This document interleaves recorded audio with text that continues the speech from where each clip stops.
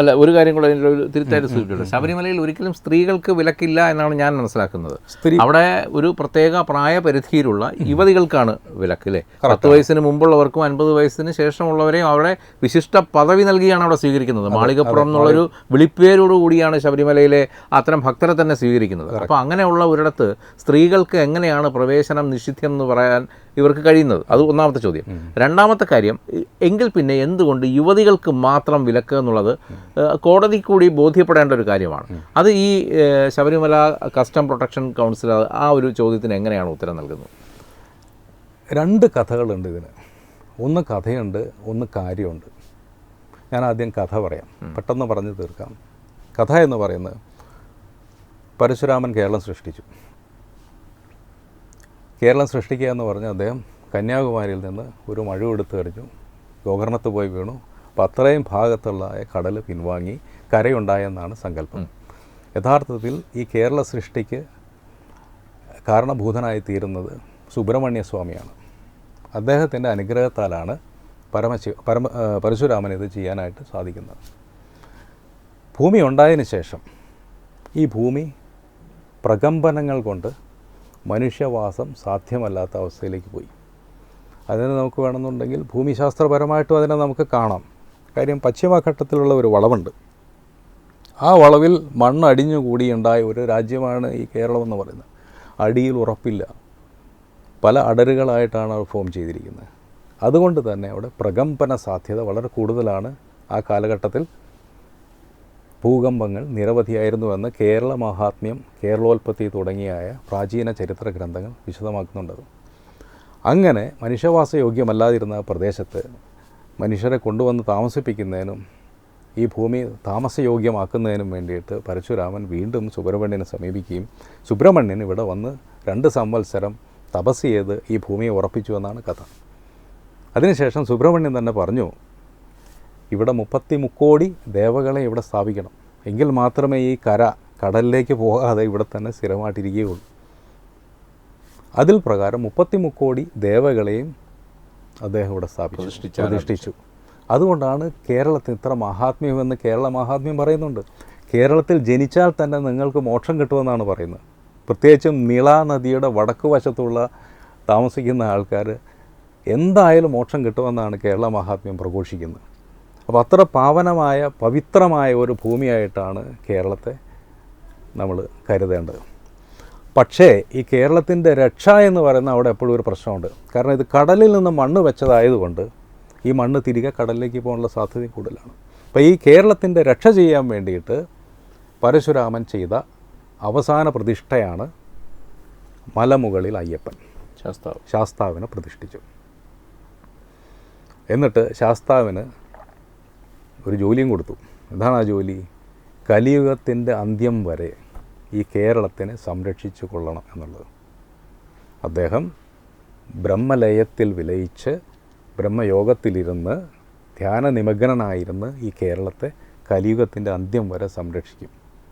അതാണ് കഥ. എവിടെ പരബ്രഹ്മത്തിൽ ലയിച്ച് ശിവൻ നിൽക്കുന്നുവോ തൊട്ടടുത്ത് തന്നെ ശക്തിയും ഉണ്ടാവും. അതാണ് മാളികപ്പുറത്താകുമ്പോൾ പരാശക്തി അല്ലാതെ മറ്റാരുമല്ല. നാം അറിയേണ്ട ഒരു കാര്യം എന്ന് പറഞ്ഞാൽ ഈ സൃഷ്ടിയും സ്ഥിതിയും ലയവും നടക്കുന്നത് ശിവശക്തി സംയോഗ വിയോഗങ്ങളുടെ ഭാഗമായിട്ടാണ്.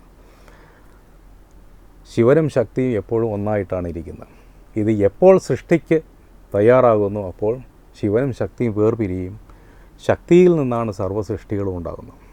ഇനി സൃഷ്ടിയുടെ കാലം കഴിഞ്ഞാൽ, അത് സ്ഥിതിയുടെ എല്ലാം കാലം കഴിഞ്ഞാൽ ഇതിനൊരു ലയമുണ്ടാവും. ഈ ലയത്തോടുകൂടി എല്ലാ സൃഷ്ടികളും ഇല്ലാതാവും. കേരളത്തെ സംബന്ധിച്ചിടത്തോളം കേരളത്തെ സംരക്ഷിച്ച് ഇവിടുത്തെ സൃഷ്ടിയും സ്ഥിതിയും നടത്തിക്കൊണ്ടിരിക്കുന്ന മാളികപ്പുറത്തമ്മ മാത്രമാണ്. അയ്യപ്പനിൽ നിന്ന് പിരിഞ്ഞാണത് ചെയ്യുന്നത്. അങ്ങനെ പിരിഞ്ഞിരിക്കുമ്പോൾ മാത്രമേ കേരളം ഉണ്ടാവുകയുള്ളൂ. അപ്പോൾ നമുക്ക് പറയാം, പരബ്രഹ്മവും പരാശക്തിയും തമ്മിൽ വിയോഗത്തിൽ വന്നു കഴിഞ്ഞിട്ടുണ്ടെങ്കിൽ അനന്ത ബ്രഹ്മാണ്ടങ്ങളുണ്ടാവും. ഇവർ തമ്മിൽ വീണ്ടും യോജിച്ചാലോ ഈ അനന്ത ബ്രഹ്മാണ്ടം ഇല്ലാതാവും. മഹേശ്വരൻ ഉമ കൺസെപ്റ്റുണ്ട്. മഹി എന്ന് പറഞ്ഞ ഭൂമിയാണ്. മഹേശ്വരനും ഉമയും വേർതിരിഞ്ഞിരുന്നാൽ മാത്രമേ ഭൂമി നിലനിൽക്കുകയുള്ളൂ. ഇവരെപ്പോൾ യോജിക്കുന്നുവോ അതോടെ ഭൂമി ഇല്ലാതാവും. എന്ന് പറഞ്ഞതുപോലെ കേരളക്കരയെ രക്ഷിക്കാനായിട്ട് ശിവൻ്റെ രൂപത്തിൽ ധർമ്മശാസ്താവല്ലേ അയ്യപ്പനും പരാശക്തിയുടെ രൂപമായിട്ട് മാളികപ്പുറത്തമ്മയും വിരാജിക്കുന്നു. ഇവർ യോജിച്ചു കഴിഞ്ഞാൽ അതിൻ്റെ അർത്ഥം കേരളക്കര നഷ്ടപ്പെട്ടു അല്ലെങ്കിൽ നശിച്ചു പോയെന്ന് തന്നെയാണ്. പ്രളയം കൊണ്ട് ഈ കേരളം മൂടും. ഇതാണ് അതിൻ്റെ കഥ.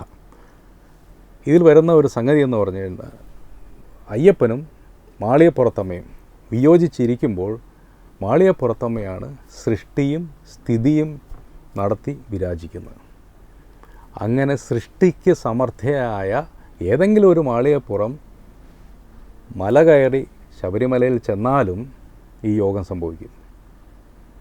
അതുകൊണ്ടാണ് ഞങ്ങളുടെ സ്ത്രീകളാരും അവിടേക്ക് പോകാത്തത്. വിശ്വാസികളുടെ സ്ത്രീകളൊന്നും അവിടേക്ക് പോകാത്തതിൻ്റെ കാരണം ആർത്തവമായിട്ട് ബന്ധപ്പെട്ട പ്രശ്നം കൊണ്ടൊന്നുമല്ല. ഞങ്ങളുടെ സ്ത്രീകൾ അത് സൃഷ്ടിക്കും സ്ഥിതിക്കും, അതായത് പരിപാലനത്തിനും സമർത്ഥയായ ഒരു യുവതി മാളികപ്പുറമായിട്ട് വ്രതമെടുത്ത് അവിടെ ചെന്ന് കഴിഞ്ഞാൽ സംഭവിക്കുക അയ്യപ്പനുമായിട്ടുള്ള യോഗമാണ്. നമ്മളൊരു കാര്യം മനസ്സിലാക്കേണ്ടതുണ്ട്. ശബരിമലയിലേക്ക് പോകുന്ന ഒരിക്കലും പ്രാർത്ഥിക്കാനല്ല. ശബരിമലയിലേക്ക് ഒരു അയ്യപ്പൻ പോകുന്നത് അയ്യപ്പനുമായിട്ട് വിലയിക്കാനാണ്, വിലയനം പ്രാപിക്കാനാണ്, യോഗത്തിനാണ് പോകുന്നത്. അതാണ് തത്വമസി എന്ന് പറയുന്ന ആ സംഗതി അവിടെ എഴുതി വച്ചിരിക്കുന്നത്.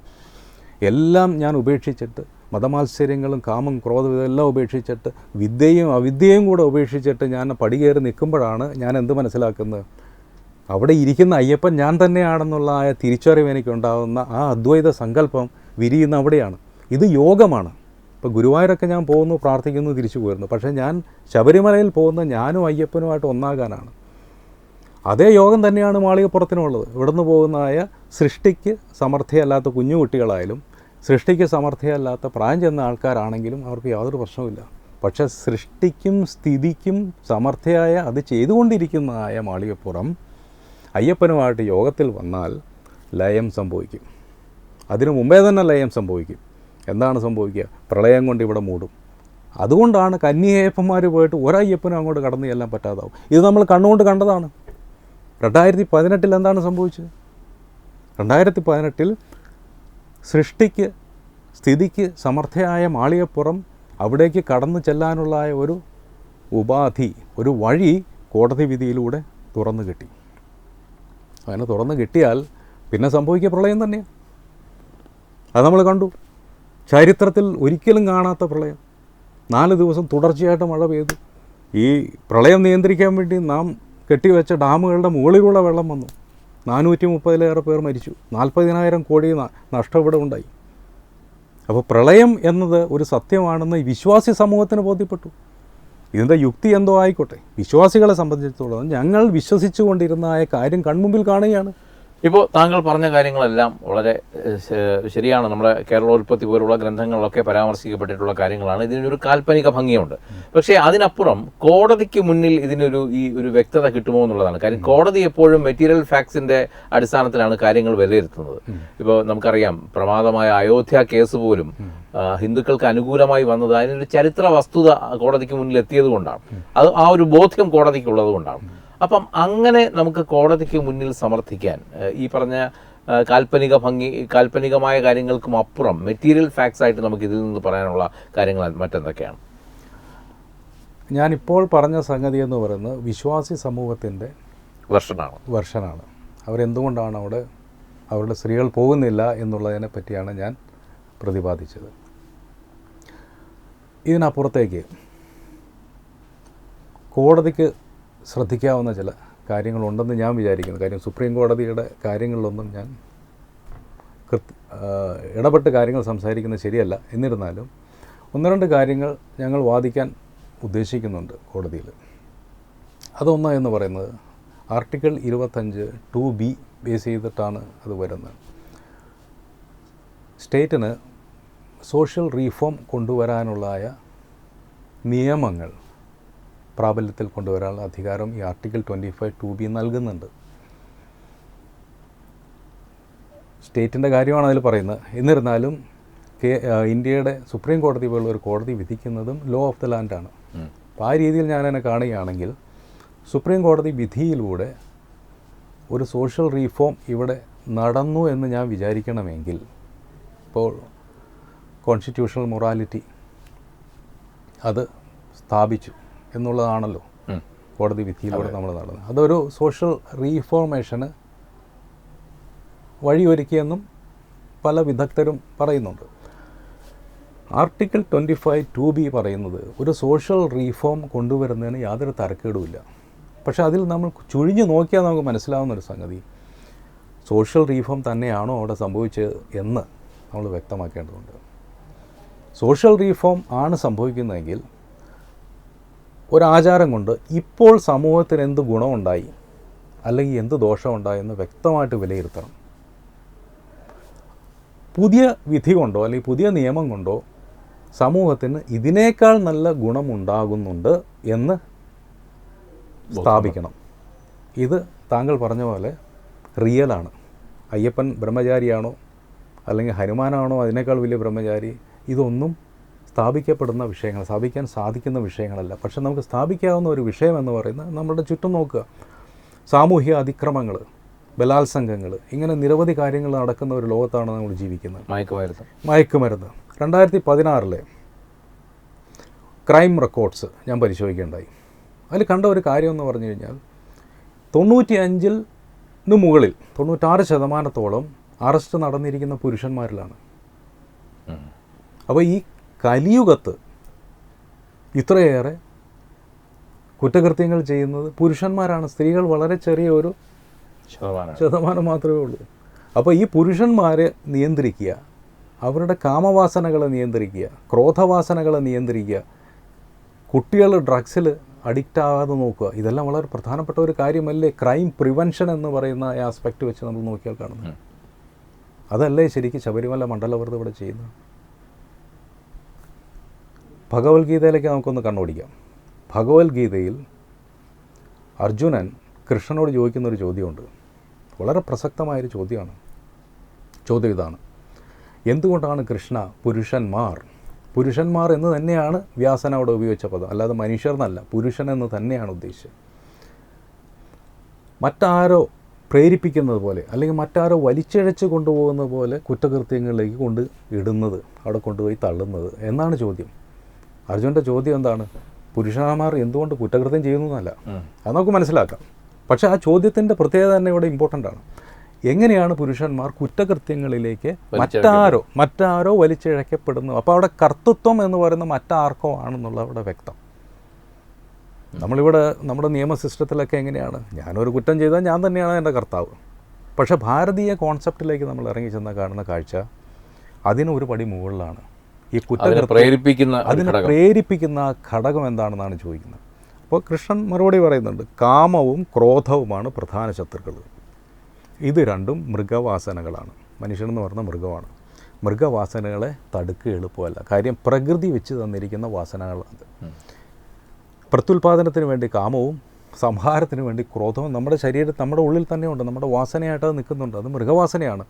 ഇതിനെ അടക്കിയില്ലെങ്കിൽ നിങ്ങൾ ഇതുപോലെ കുറ്റകൃത്യങ്ങളിൽ ചെന്ന് ചാടിക്കൊണ്ടിരിക്കും. ഇപ്പോൾ ഞാനൊരു ചെറിയ ഉദാഹരണം പറയാൻ സമയമുണ്ടെങ്കിൽ, 2 സുഹൃത്തുക്കൾ തമ്മിൽ സംസാരിക്കാതിരിക്കുകയാണ്. രണ്ടുപേരും അടുത്ത സുഹൃത്തുക്കളാണ്. പക്ഷേ ഒരാൾ ഒരു പാർട്ടിക്കാരനാണ്, മറ്റേയാൾ വേറൊരു പാർട്ടിക്കാരാണ്. ഇവർ തമ്മിൽ ആശയപരമായിട്ട് വ്യത്യാസങ്ങളുണ്ട്. രണ്ടുപേരും സംസാരിച്ച് തുടങ്ങുന്നു. സൗഹൃദ സംഭാഷണം ആരംഭിച്ച് അല്പം കഴിഞ്ഞ് രാഷ്ട്രീയത്തിലേക്ക് കടന്നു. രാഷ്ട്രീയം സംസാരിച്ച് തുടങ്ങിയോടുകൂടി ഹീറ്റപ്പാവാൻ തുടങ്ങി. പെട്ടെന്ന് ഒരാൾ അവിടെ വന്ന് കയറുകയാണ്, അൺഇൻവൈറ്റഡ് ഗസ്റ്റ്. ആ ഗസ്റ്റാണ് ക്രോധം. ഇവൻ അവിടെ വന്നിരിക്കും, ഇങ്ങനെ കൈയും കെട്ടിയിരിക്കും. എന്നിട്ട് ഇവിടെ രണ്ടുപേരെയും ക്രോധത്തിന് അടിമകളാക്കിക്കൊണ്ടിരിക്കും. അവസാനം എന്ത് സംഭവിക്കും? ഒരാൾ അയാളുടെ കയ്യിലിരിക്കുന്ന എന്തെങ്കിലും ആയുധം ഉണ്ടെങ്കിൽ അതെടുത്ത് മറ്റവൻ്റെ തലക്കടിച്ചു. ഈ തലക്കടിക്കുന്ന ആ സെക്കൻഡിൽ തന്നെ ഈ ഗസ്റ്റ് പോവും. പുള്ളിയുടെ കാര്യം കഴിഞ്ഞവിടെ. അപ്പോഴാണ് നമ്മുടെ വിവേകം തിരികെ വരിക. അപ്പോൾ നമ്മൾ ആലോചിക്കും, അയ്യോ ഞാൻ ഈ കുറ്റകൃത്യം ചെയ്തല്ലോ എന്ന് വിചാരിക്കും. അപ്പോൾ യഥാർത്ഥത്തിൽ ആരാണ് അവിടുത്തെ കുറ്റവാളിയായിട്ട് നമ്മുടെ സംസ്കാരം കാണുന്നത്? ഈ അൺഇൻവൈറ്റഡ് ഗസ്റ്റിനെയാണ്. ഇത് വളരെ ഇമ്പോർട്ടൻ്റ് ആയിട്ടുള്ളൊരു കാര്യമാണ്. നമ്മൾ ആ വ്യക്തിയെ ശിക്ഷിക്കുമ്പോഴതിന് മുമ്പ് നാം ശ്രദ്ധിക്കേണ്ട കാര്യം, ഇയാൾക്ക് ഈ ക്രോധത്തെ നിയന്ത്രിക്കാനുള്ള കഴിവുണ്ടായിരുന്നില്ല. അയാൾക്ക് ആ ക്രോധത്തെ നിയന്ത്രിക്കാനുള്ള കഴിവുണ്ടായിരുന്നെങ്കിൽ ഈ കുറ്റകൃത്യം അവിടെ നടക്കുന്നില്ല. ആ ഒരു വശത്തിലൂടെയാണ് ക്രൈം പ്രിവെൻഷനെ നമ്മുടെ ഭാരതീയ ദർശനങ്ങൾ കാണുന്നത്. കൃഷ്ണൻ ആഹ്വാനം ചെയ്ത കാര്യമാണ് അയ്യപ്പൻ കലിയുഗത്തിലൂടെ ചെയ്തുകൊണ്ടിരിക്കുന്നത്. പുരുഷന്മാരെ എല്ലാം കെട്ടിവലിച്ചു കൊണ്ടുവന്ന് അവനെ വികാര നിയന്ത്രണം പഠിപ്പിക്കുക എന്നുള്ളതാണ് അദ്ദേഹത്തിൻ്റെ ലക്ഷ്യം. അതിൻ്റെ ഗുണഭോക്താക്കൾ ആരാണ്? സ്ത്രീകളാണ്. നിസ്സംശയം ഞാൻ പറയുന്നു. ഒറ്റ കാര്യം ആലോചിച്ച് നോക്കുക. ചന്ദ്രബാബു നായിഡു ആന്ധ്രാപ്രദേശ് മുഖ്യമന്ത്രിയായിരുന്ന അദ്ദേഹം ഒരു പത്രക്കുറിപ്പിൽ ഇങ്ങനെ പറയുണ്ടായി, ഈ ശബരിമല വിഷയം കാരണം, ഈ മണ്ഡലവ്രതം കാരണം ഇവിടെ മദ്യവിൽപ്പന ക്രമാതീതമായിട്ട് കുറയുന്നു, അതിൽ അടിയന്തര ശ്രദ്ധ പതിപ്പിക്കണമെന്ന് കളക്ടേഴ്സിന് നിർദ്ദേശം കൊടുക്കുന്നു. ഒരു വ്യക്തി ഒരു ദിവസം മദ്യപിച്ചില്ലെങ്കിൽ ഏറ്റവും കൂടുതൽ സന്തോഷിക്കുന്ന അയാളുടെ ഭാര്യയായിരിക്കും. ആയിരക്കണക്കിന്, ലക്ഷക്കണക്കിന്, ദശലക്ഷക്കണക്കിന് പുരുഷന്മാർ 41 ദിവസം പോട്ടെ, ഒരു ദിവസമെങ്കിലും മദ്യപിക്കുന്നില്ല എങ്കിൽ അതുണ്ടാക്കുന്ന സന്തോഷം, ലക്ഷക്കണക്കിന് കോടിക്കണക്കിന് സ്ത്രീകളുടെ സന്തോഷം, അത് മായ്ച്ചു കളയാനാണോ നാം ശ്രമിക്കേണ്ടത്? ഇതല്ലേ യഥാർത്ഥ റിഫോർമേഷൻ? ഇതല്ലേ യഥാർത്ഥ നവോത്ഥാനം? അല്ല, അത് തന്നെയാണ് ശബരിമല പോലുള്ള ഒരു ക്ഷേത്രം സമൂഹത്തിന് നൽകുന്ന സന്ദേശം. ആ സംഗതി ഇപ്പോൾ അയ്യപ്പൻ ചെയ്തുകൊണ്ടിരിക്കുക. ഇതിനേക്കാൾ ബെറ്ററായ ഒരു സംഗതിയിലെ ഒരു സമൂഹത്തിലേക്കാണോ ഈ വിധി നമ്മളെ നയിക്കുക എന്നുള്ളത് നാം പരിശോധിക്കണമെന്നാണ് ആർട്ടിക്കിൾ 25(2)B പറയുന്നത്. അപ്പോഴേ ഇത് യഥാർത്ഥ നവോത്ഥാനമാണെന്ന് മനസ്സിലാക്കാൻ പറ്റും. അപ്പോൾ യഥാർത്ഥത്തിൽ ഇപ്പോൾ ശബരിമലയിൽ, അല്ലെങ്കിൽ ഈ ശബരിമല ട്രഡീഷൻ മൂലം സമൂഹത്തിനുണ്ടാകുന്ന ഗുണഫലങ്ങളേക്കാൾ ബെറ്ററായ ഗുണഫലങ്ങൾ ഈ വിധി നമുക്ക് തരുമെങ്കിൽ ആർട്ടിക്കിൾ 25(2)B ഓക്കെയാണ്. അവസാനമായി ഒരു കാര്യങ്ങൾ ചോദിച്ചോട്ടെ. അപ്പോൾ ഈ രീതിയിലേക്ക് ഈ വിധിയെ മാറ്റി ഒന്ന് കോടതിയെ കൊണ്ടൊന്ന് ചിന്തിപ്പിക്കാൻ, അങ്ങനെ പറയാമോ എന്ന് നമുക്കറിയില്ല, കോടതിയെ ഒരു പ്രത്യേക പദവി നിൽക്കുന്നതാണ്. അപ്പോൾ അങ്ങനെ ചെയ്യാൻ പറ്റുമെങ്കിൽ അതിനുവേണ്ടി ഇനി അടുത്ത ഒരു നടപടി എന്താണ് പ്രൊട്ടക്ഷൻ ഫോറത്തിൻ്റെ? ഞങ്ങൾക്ക് വേണ്ടിയിട്ട് അഡ്വക്കേറ്റ് VK ബിജു അവിടെ ഹാജരാകുന്നുണ്ട്. ഞങ്ങൾ റിട്ടേൺ സബ്മിഷൻ എല്ലാം ഈ രീതിയിൽ അവിടെ കൊടുത്തിട്ടുണ്ട്. അദ്ദേഹത്തിന് ഈ രീതിയിൽ അത് പ്രസൻറ്റ് ചെയ്യാൻ കഴിയുമെങ്കിൽ, അതിനുള്ള അവസരം കിട്ടുമെങ്കിൽ തീർച്ചയായിട്ടും ഇത് കോടതിയുടെ ശ്രദ്ധയിൽ വരുമെന്ന് തന്നെയാണ് ഞാൻ പ്രതീക്ഷിക്കുന്നത്. അങ്ങനെ വരികയാണെന്നുണ്ടെങ്കിൽ നമുക്ക് ഈ ആചാരത്തിൻ്റെ ശരിയായ കാരണങ്ങൾ നമുക്ക് മനസ്സിലാക്കാനും അതെല്ലാവർക്കും അപ്രീഷിയേറ്റ് ചെയ്യാനും കഴിയും. കാര്യം വെറും ഒരു ഭക്തി അല്ലെങ്കിൽ വർഷിപ്പ് എന്നതിന് ഉപരിയായിട്ട് സൊസൈറ്റിക്ക് അത് എന്ത് ഗുണം ചെയ്യുന്നു എന്നുള്ള വസ്തുത കൂടി നമുക്ക് മനസ്സിലാവുമ്പോൾ ഈ ആചാരത്തിൻ്റെ യഥാർത്ഥ പ്രാധാന്യം നമുക്ക് മനസ്സിലാവും.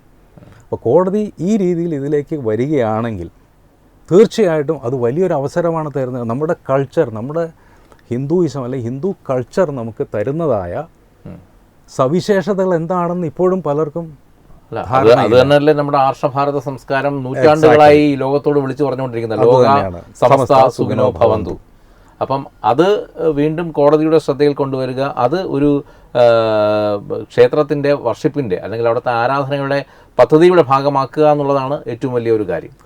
അപ്പോൾ എന്തായാലും താങ്കൾ നേതൃത്വം നൽകുന്ന ശബരിമല കസ്റ്റം പ്രൊട്ടക്ഷൻ ഫോറത്തിന് ഇത്തരത്തിലുള്ള നന്മകൾ സമൂഹത്തിന് പകരാൻ കഴിയട്ടെ എന്ന ഈ വിധത്തിൽ ആശംസിക്കുന്നു. എല്ലാവിധ ആശംസകളും. നന്ദി, നമസ്കാരം. ഇതുപോലുള്ള ഒരു അവസരം എനിക്ക് തന്നതിൽ വളരെയധികം സന്തുഷ്ടനാണ്.